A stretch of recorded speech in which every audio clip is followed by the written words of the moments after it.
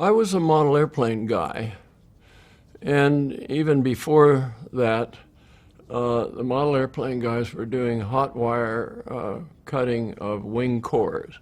They'd take a block of styrofoam and a couple of ribs, and they'd run this hot wire around it, and then they'd cover that foam with mylar or sometimes balsa sheet, and it was a real easy way to build something, and a little heavier than normal, but it really worked good. And actually, the idea to make a full-scale manned airplane with hot wire cores, that came later.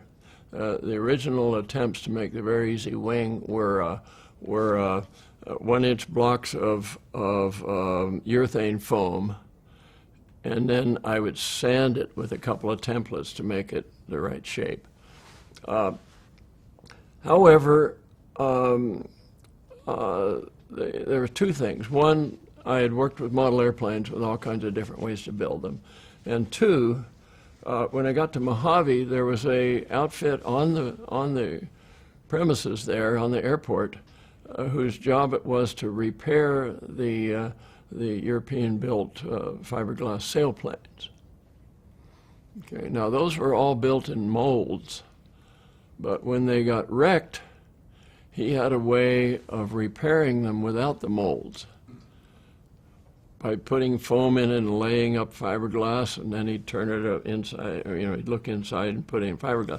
And I watched him do that, and I thought, that's pretty clever that he can repair these without the factory molds.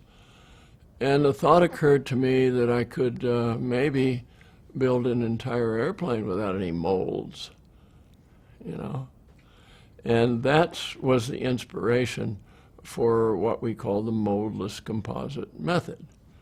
And adding to that the hot wire forming of all the flying surfaces.